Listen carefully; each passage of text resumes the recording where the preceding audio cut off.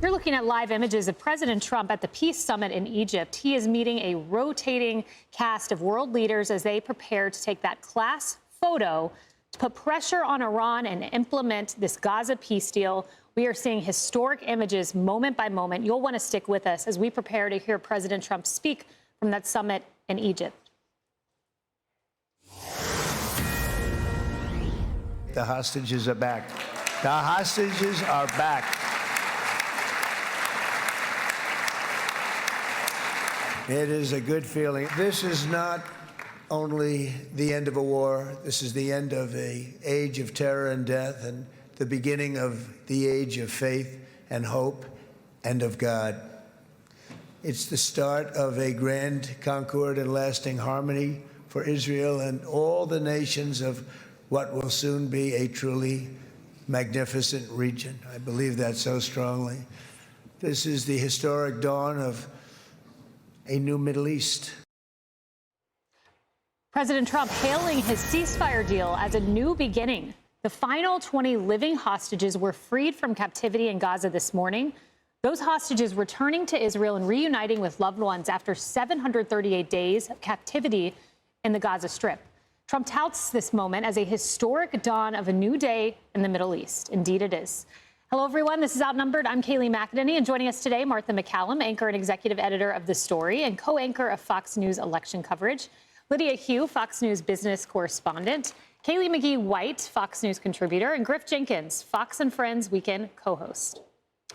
Well, they have laid out the red carpet for President Trump. When arriving at Ben Gurion Airport today, President Trump was greeted with a massive sign reading "Trump made history." You see it there. And on one of Tel Aviv's beaches, a massive sign was erected thanking Trump and celebrating the landmark deal between Israel and Hamas. Meanwhile, a giant billboard was installed this morning at the entrance of the city of Jerusalem, featuring a portrait of President Trump etched into the Nobel Prize medal, captioned, "You are our winner. Thank you, Mr. President." Tens of thousands of Israelis flooded Tel Aviv's newly named Freed Square, and that was 2 years to the day since the October 7th attack. In the square, some waved Israeli and American flags, others held signs thanking President Trump, all cheering and celebrating as those powerful scenes unfolded. It's exhilarating. It's exhilarating. You have to understand the psyche of the Israeli people. We don't leave people behind. It's part of our ethos. And it's insane that it's finally happening, and it's also mixed emotions because Dariel's coming home, but Itai is not, and I'm holding both of them. Because we are people. We are a people of Israel, and we stand together. And here's what Trump's peace deal looks like on the most emotional of scales.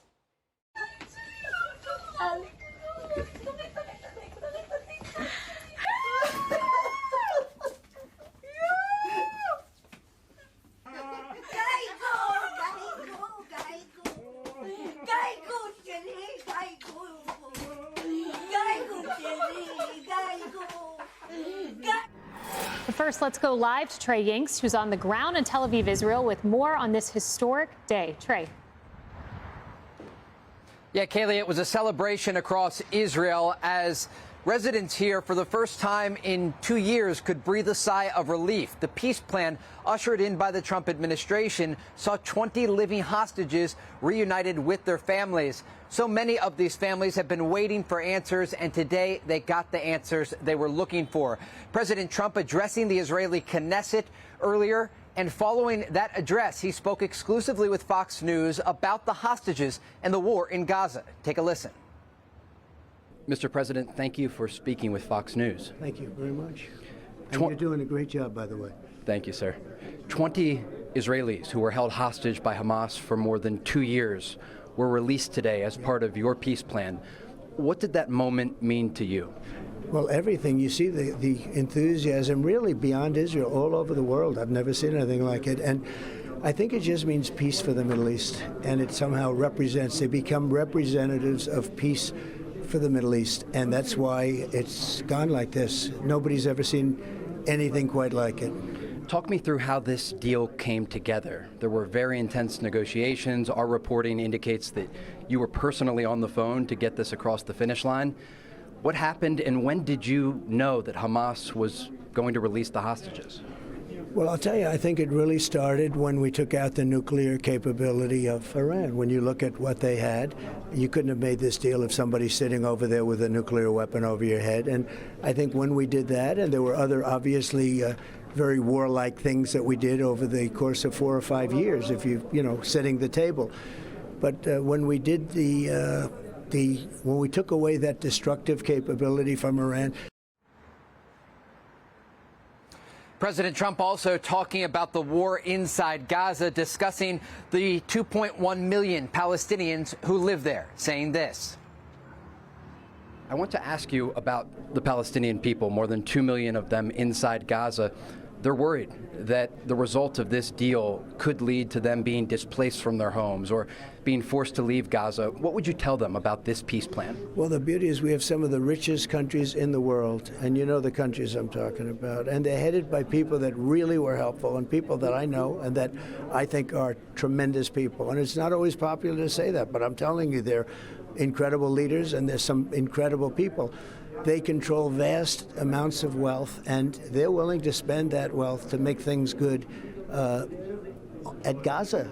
You could call it the old Gaza Strip in Gaza. And when you look at the destruction, and even before the war, it was a hellhole, let's face it. Before this, before the bombing and everything else, people were living in tents, and they were living very much like they're living now. This is obviously worse because so many buildings are down, but a lot of buildings were just falling down, and they were falling because it's had nothing but wars for so many years.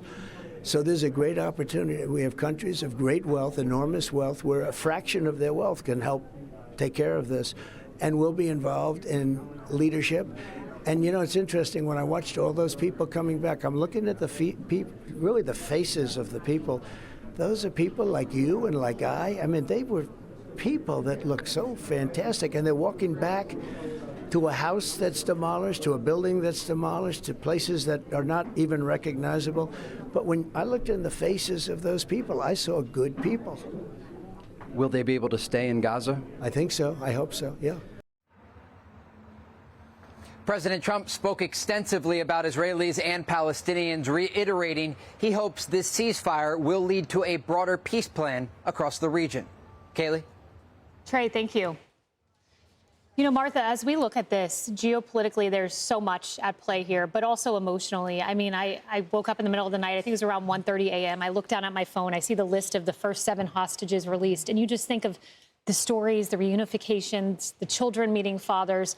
It was something to behold, to see those vans crossing, to see Air Force One landing at about the same time. Yeah, it's extraordinary. And we've all spent time with these families and interviewing them, and their strength has just been so extraordinary. And I thought it was very interesting when Prime Minister Netanyahu said this morning that these women, these mothers, you look at the men on this board. So these are all young, either IDF or people who were at the music festival, and they were the strongest in many ways, I think, of the hostages. They have endured it for the longest, 738 days, but they've come home to their mothers and fathers in many cases. Some of them are dads themselves, and the women who held this together were compared by Netanyahu this morning to the women of the Old Testament, to Rachel and Jezebel. He said, you are these women. This is how incredibly strong you are and how strong your belief is in Israel. So it is, I mean, it's hard to watch these without choking up. I'm sure everyone has felt this today, and I felt the same way in the middle of the night, just seeing this news flash across my phone that they were on Israeli territory. Yeah, it was really something. You know, Griff, as we look at this, Shahrazani, a senior diplomat for Israel, former, said to me over the weekend, the diplomatic move of President Trump will be studied in classrooms for years and years to come. I don't think that's an understatement. I think that's exactly right.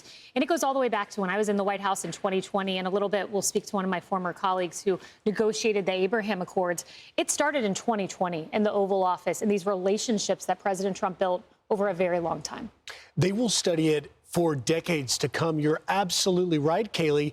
And you can't overstate the historical moment that we are witnessing today. Today is about the hostages and what Martha just spoke about, the emotion.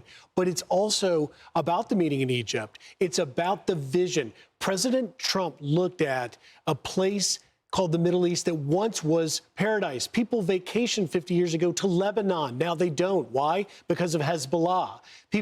He talks about the Riviera of the Middle East, which could be Gaza in the future. He approached this with a vision for peace because he knew that the poisonous seed of terrorism was brought in by an Islamic regime in Iran, and he sought with a vision that addressed not only ending the war in Gaza and releasing the hostages, which he promised on the campaign trail, we will never forget you, we will bring you home. He has now done that, but it's the larger piece in this meeting in Egypt now where he is trying to get the Palestinian people, get rid of Hamas, but also get a region that has been radicalized from cradle to grave. And now he sees a vision where if you replace terror and hate with commerce and economic opportunity, then this will come about. And I think it's fascinating, too, that I spoke to Danny Danon this morning, the UN Israeli ambassador to the United Nations.